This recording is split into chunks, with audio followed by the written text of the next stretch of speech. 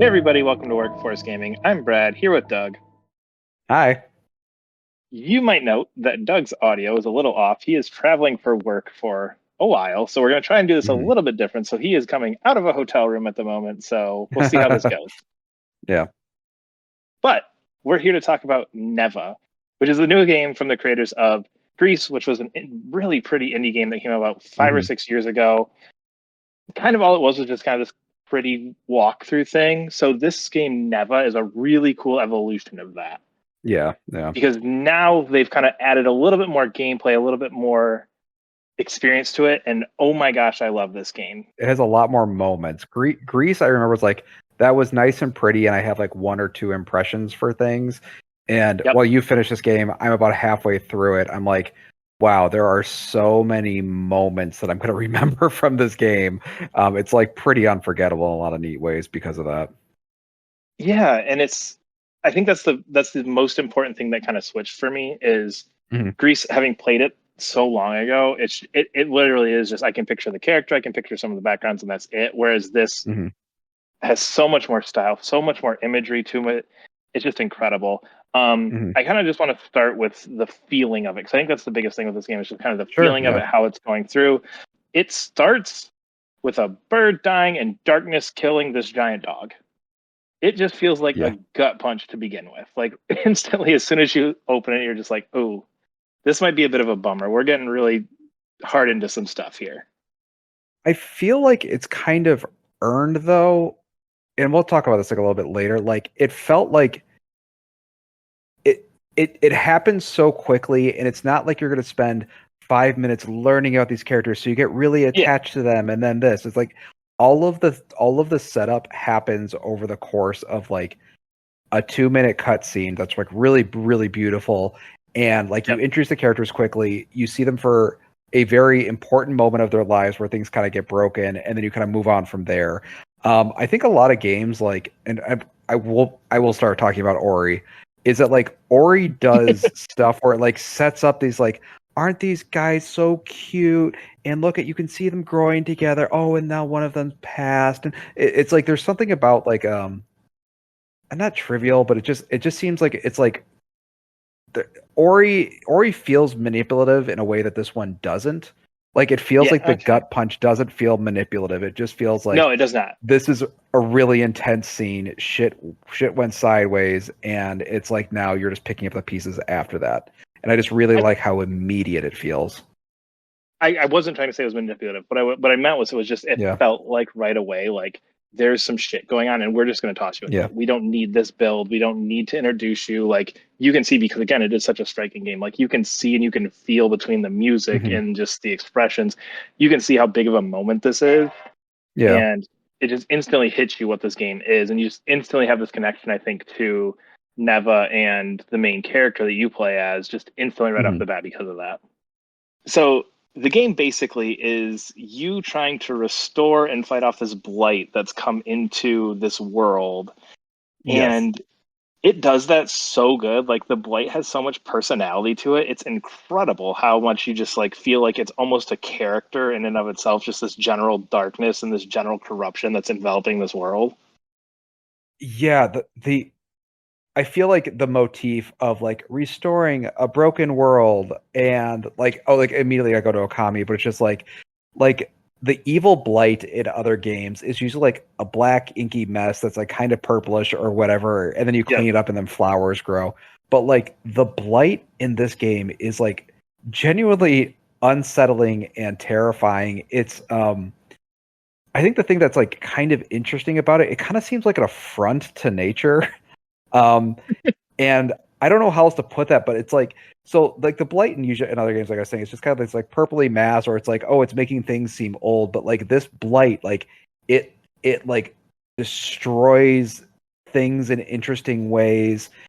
Yep. It like controls the corpses of animals in like really brutal and like, I'd say almost say like offensive ways, where it feels like this blight is like truly some malevolent evil thing, Yes. um that is just like genuinely scary. It's like a very scary thing that I think these games, that games like this where it's like the good nature versus the bad smoky stuff, it's like this is just like on another level. But that's what I feel about like every aspect of this game is it feels like it's on another level. The visuals, Yeah. another level. The music, another level. The way that darkness is portrayed, another level. Just everything just feels like such a step up from so many things that you've seen like this because it is a simple game. Mhm. I mean, it's hit square 3 times. It's a 3-button I love combo that. that you do Yeah. 95% of the time, but it feels good. It feels a step above some of these games that have more intricate combos. And as you get on, I don't know how much further you've got into it, but you do get a couple things that you can start to play around with combat as Yes. well. Yeah. But it is just this hit square 3 times. That's it. That's your attack. Done. Nothing more. Yeah. There's a dodge. Yeah, and I really I loved how simple. I loved how much it wasn't doing. Like it's like because you said it's a very very simple combat. It's very very simple platforming. So it almost reminds me of like Journey and Abzu and like a platformer Yeah. like sort of thing. Like I think the thing that makes it that like where Grease failed and this one does much better is like Journey has really big moments, Abzu has really big moments, this one has really big moments. It also kind of reminds me of like Inside was what I was thinking a lot of as well playing it as well. Yes. It's like See, yeah. I didn't like Inside, but I've in my mind I had a couple points in this, and there's this point that where you get to where it's kind of this dream sequence that you just recently finished, and the whole Yeah. time I was like, this is what people felt like when they played Inside. Yes. I didn't have Yeah. this feeling when I played Inside, but I'm having it now, and this is what people thought Inside was. I get it now. Yeah, and I think it's like the cinematic platform or whatever, and it's just like I like sometimes people will throw in Little Nightmares in there. It's like Little Nightmares is fine, but like this is like this and Inside and like those kind of games are just kind of like on like a different level. Yeah, oh Um yeah, yeah, I really liked I loved like the music and like the sound. Like I'm not we don't ever talk I never talk about sound design. I think we rarely ever talk about sound. But like I the sound is like incredible. Like the music never breaks. It always has like this very nice flow as you're moving through the game and it's constantly changing, but you never hit yep, you like feel the break in the music. And like obviously the art style is just like it's like probably one of the best looking games ever made, like pretty easily. pretty. I would struggle to find a better one. So yes, I'm going to Yeah. go with that as Yeah. well. The other thing I want to go back to with combat, and I thought this was an interesting choice. And again, I think the thing with this is it pulls so many thoughts from me from different games that are just Mhm. insane and so good. And this pulls different things from all of them. And so the combat, you have basically you get 3 hits before you die. And the way that you Mhm. fill your health back up is by attacking and getting hits. And my Yes. mind Yeah. instantly went to this is Doom, but in a 2D like cinematic platformer where like you need to press the attack on these things to get your health back. Yeah. Like Doom, Yeah. you're Yeah. constantly pushing forward to get all this health because you're getting health when you kill things. It's that same feeling and that same style, but it's this really pretty 2D platformer. But Yeah. I'm having the Yeah. same thought process, like, oh, I'm about to die. I have to go attack that guy right now while he's in this like opening, or I will die. Yeah, it's really interesting how engaging it feels for being so simple to do a lot because of that press, like you're saying. It's kind of funny because I'd be curious how you felt about coming off of Prince of Persia, which has like so many different buttons and stuff when the combat and all Mm-hmm. these different options. And like that is very engaging, but it's like really interesting. It's like, well, actually you can make a really, really simple 3 button combo thing that feels way more engaging than most combat Yes. systems with these kind of with that kind of like that health mechanic on it, which I was like, that is just it feels like this game like in so many ways strips down to like really bare mechanical stuff, but like knows exactly what's important. That health system is Oh like yeah. is one of them because it's not something you normally find in a cinematic platformer. No, you'd find it in something where it's like it's trying to get you to constantly push forward, like a Doom or something. Yeah. I do think your Prince of Persia Lost comment is interesting because it does some things like that. Again, taking from other games, the upgrades in this that you get for the back half because you start getting upgrades a lot more. You're Hmm. able to do a few other things with different buttons. I don't know if I want to spoil any of them, but you do get some upgrades. Yeah. They're paced well. They come in at the right spot, and it's that point Hmm. where it's just getting to like, okay, you start to realize that I'm really just hitting the same 3 buttons over and over again, and it's like, oh, but here's a new one that completely changes combat. So Yeah. I guess to spoil one of them, I don't know if you have it yet or not, but one of them you can send Neva to attack stuff. So he can Yes. basically like Yeah. Yeah. grab and hold things down.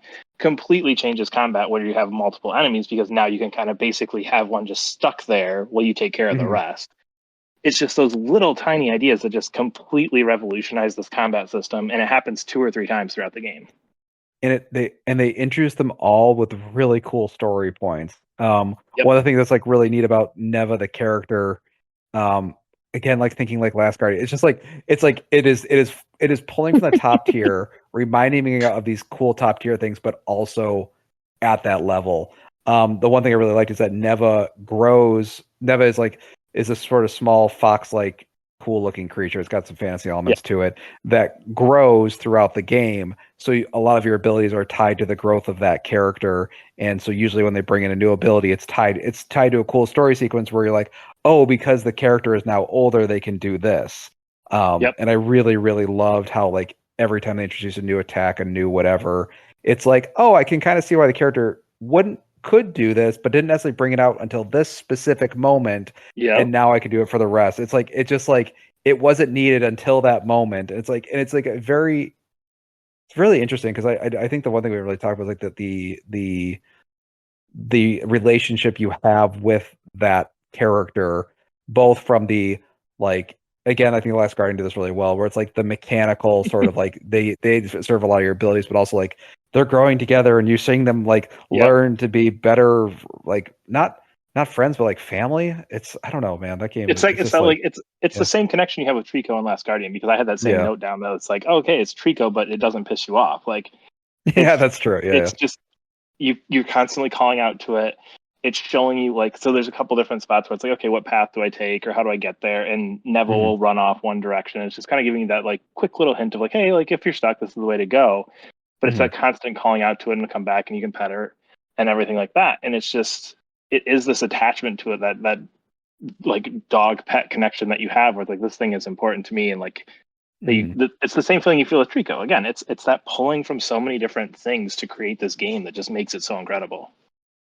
Yeah, and in the way that like I think I mentioned this in our Dusk review that it's always like really dangerous to be like reminding you of other games because you Yep. don't want if you're playing from another game, like you have to do it at that level or better. Yep. And it like is doing it at that In level in or better every with like aspect. everything. Yeah. So it's just like it was just really impressive coming from the team who did Grease. Grease I enjoyed.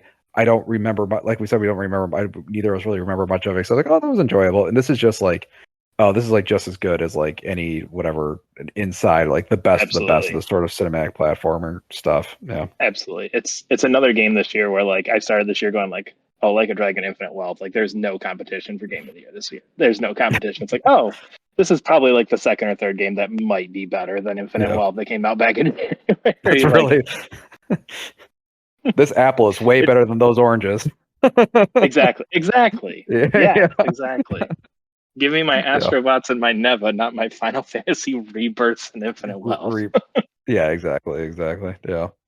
Yeah, But it's I think the last thing I do want to say is like it's also one of those games that feels like you're oh sorry. I know you're trying to wrap up, but the one thing I do want to mention is it feels like you're playing like an actual animated movie in ways that I think games have tried yes. before, and this one like did the thing. It like totally did it, like 100%.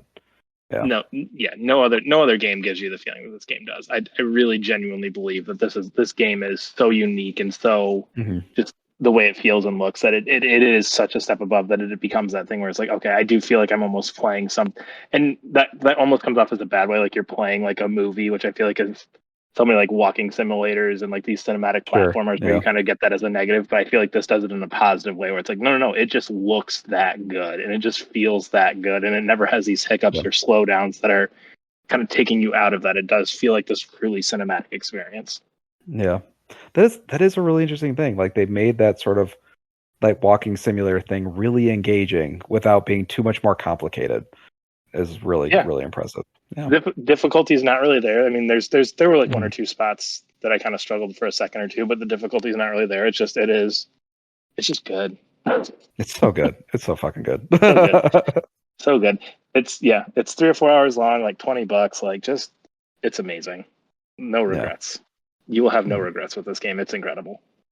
Mhm. We are Workforce Gaming. Hopefully the audio didn't sound too bad. You can leave a comment below, subscribe to our channel. There's a link to Sports and Coffee as well. We'll see you later. Bye.